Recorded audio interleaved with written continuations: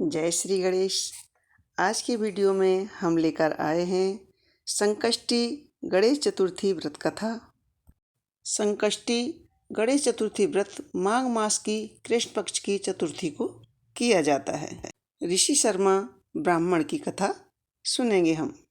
एक बार की बात है, पार्वती जी ने पूछा कि हे वत्स, माघ महीने में किस गणेश जी की पूजा करनी चाहिए, इनका क्या नाम है, उस दिन पूजन में किस वस्तु का नैवेद्य अर्पित करना चाहिए और आहार ग्रहण क्या करना चाहिए, इसे आप विस्तार पूर्वक समझाइए। श्री गणेश जी कहने लगे कि हे माता, माघ मास में भालचंद्र नामक गणेश जी की पूजा करनी चाहिए। इनका पूजन पूर्व रीति के अनुसार करना चाहिए। हे माता, इस दिन तिल के 10 लड्डुओं को बनाना चाहिए। 5 लड्डू देवताओं को चढ़ाएं और शेष 5 लड्डू ब्राह्मण को दान दे देवे।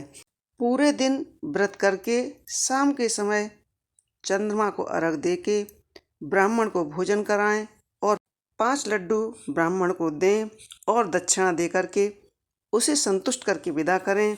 उसके बाद स्वयं तिल के लड्डुओं का भोजन करें, आहार करें। इस संबंध में मैं आपको राजा हरिश्चंद्र का एक वृतांत सुनाता हूँ। बहुत पुरानी बात है। सतयुग में प्रतापी राजा हरिश्चंद्र हुए थे। वे क्षत्रिय धर्म पालन करते हुए स्वभाव से सरल, सत्यनिष्ठ और विद्वान ब्राह्मणों के पूजक थे। हे देवी, उनके शासनकाल में अधर्म नाम की कोई चीज़ नहीं थी। उनके राज्य में कोई अपाहिज, दरिद्री या दुखी नहीं था। सभी लोग आदि व्याधि से रहित एवं दीर्घायु होते थे।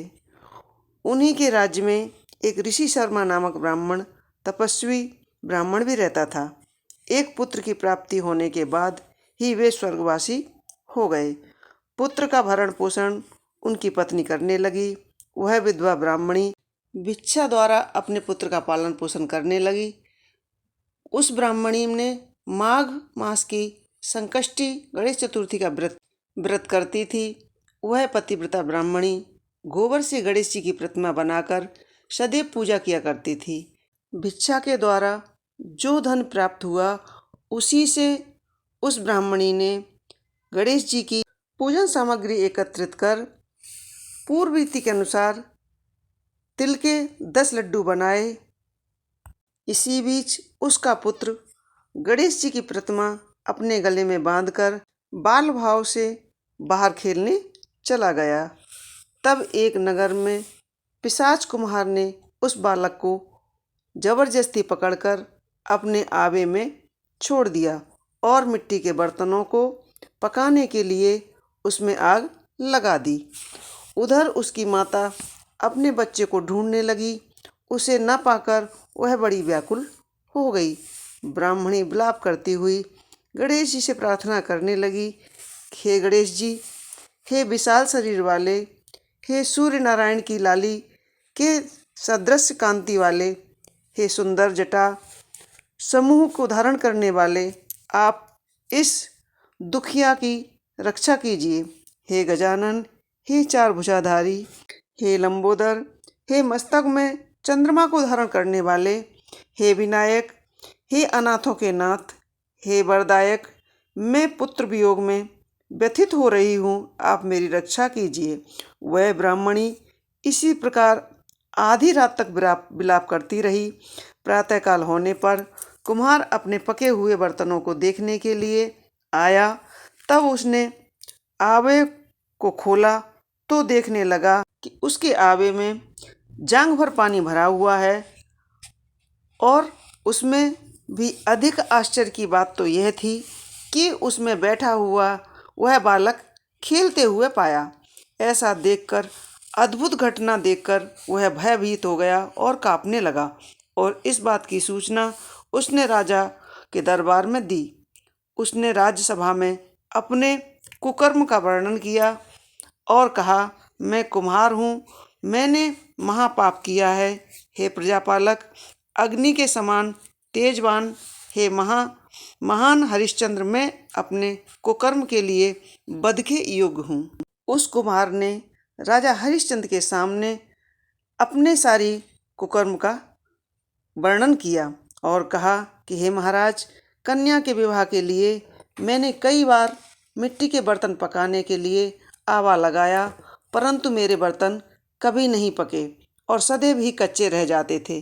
तब मैंने भयभीत होकर एक तांत्रिक से इसका कारण पूछा। उसने कहा कि चुपचाप किसी के लड़के की तुम बलि चढ़ा दो, तुम्हारा आवा पक जाएगा। मैंने सोचा कि किसके बालक की बलि दूं? जिसके बालक की भी बलि दूंगा वह मुझे क्यों जीवित छोड़ेगा? इसी भय से हे महाराज, मैंने दृढ़ निश्चय किया कि विधवा ब्राह्मणी के इस बालक को बिठाकर आग लगा दूंगा। मैंने अपनी पत्नी से परामर्श किया कि ऋषि शर्मा ब्राह्मण मृत हो गए हैं, उनकी विधवा पत्नी भीख मांग करके अपना गुजारा करती हैं। अरे वह लड़के को लेकर क्या करेगी?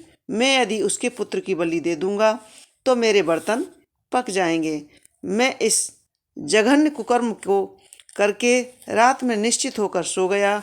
प्रातः जब मैंने आवा खोला तो मैं देख करके आश्चर्यचकित हो गया। मैंने देखा कि उस लड़के को जिसको मैंने उसमें बिठाया था वह उसी स्थिति में बैठा हुआ है और उसी जगह निर्भय भाव से बैठा हुआ खेल रहा है। उसके जांघ भर पानी भरा हुआ है। इस भयावह दृश्य से मैं काँप उठा और इसकी सूचना देने में आपके पास आ गया हूँ। कुम्हार की बात सुनकर के राजा आश्चर्यचकित हो उस आवे के पास आए और उस लड़के को प्रसन्नचित्त मुद्रा में उस जल में बैठा हुआ खेलता देख करके राजा ने मंत्री से कहा कि यह किसका लड़का है? इस बात का पता लगा करके इस आवे में जांघ भर पानी कहाँ से आया? इसमें कमल के फूल कहाँ से खिल गए?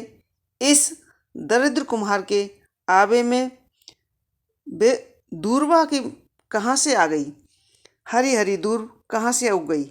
बालक को ना तो आग की जलन हुई और ना ही उसे भूख प्यास लगी।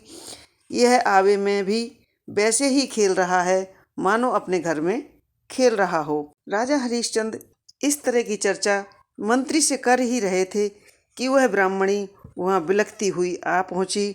वह कुम्हार को कोसने लगी। जिस प्रकार गाय अपने बछड़े को देख करके रंभाती है, ठीक उसी अवस्था से वह ब्राह्मणी भी अपने बालक को गोद में लेकर के प्यार करने लगी और काँपती हुई राजा के सामने बैठ गई। तब राजा हरिश्चंद्र ने उससे पूछा कि हे ब्राह्मणी, इस बालक के न जलने का क्या कारण है?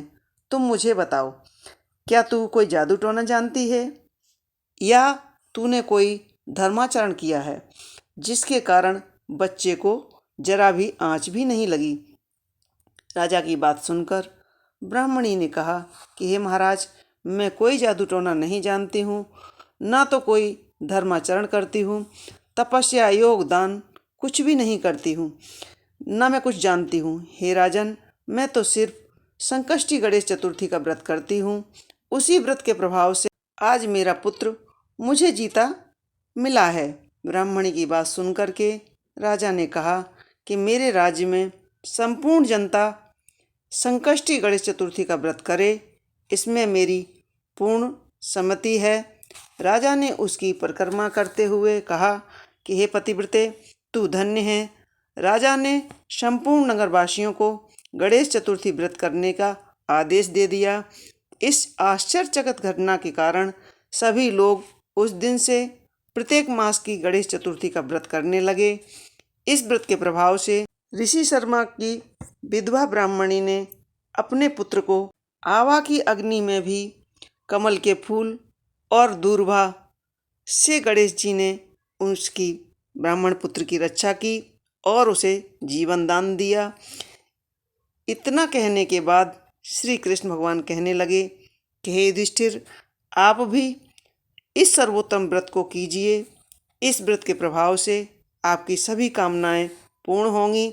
आप मित्रों, पुत्रों और पोत्रों को सुख देने वाले साम्राज्य को प्राप्त करेंगे। हे राजन, जो लोग इस व्रत को करेंगे उन्हें पूर्ण सफलता मिलेगी।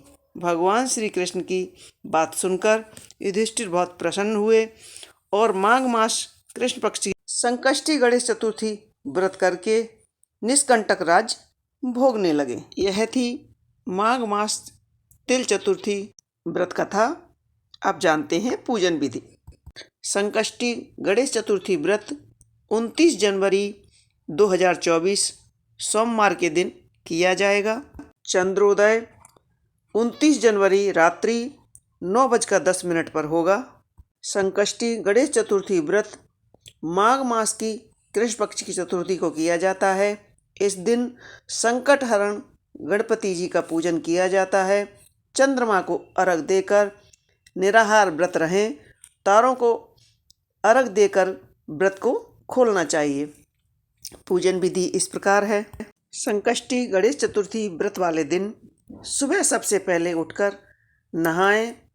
उस दिन मेहंदी भी लगाएं। सफ़ेद तिल के लड्डू बनाएं और एक पाटे पर जल का लोटा भर करके चावल की छोटी सी ढेरी कर पाटे पर लाल या पीले रंग का वस्त्र बिछाएं। उस पर गणेश जी की प्रतिमा रखें। अगर पीतल की प्रतिमा है तो पंचामृत से स्नान करा के गणेश जी का विधिवत पूजन करें और कथा सुनें। शाम को चंद्र उदय के बाद जल में दूध डाल करके चंद्रमा को अर्घ दे करके व्रत खोलें और ब्राह्मण को भोजन कराकर दक्षिणा दे करके अपने व्रत का पारायण करें। यह थी संकष्टी गणेश चतुर्थी व्रत की कथा। आपको हमारी कथाएं कैसी लगती हैं हमें कमेंट्स बॉक्स में ज़रूर लिखें। आप हमारे चैनल पर आते हैं, हमें अच्छा लगता है। कथा पूरी अवश्य सुनें ताकि अगर आप व्रत भी न कर पाएँ तो कम से कम कथा सुनने का पूर्ण फल तो प्राप्त हो सके।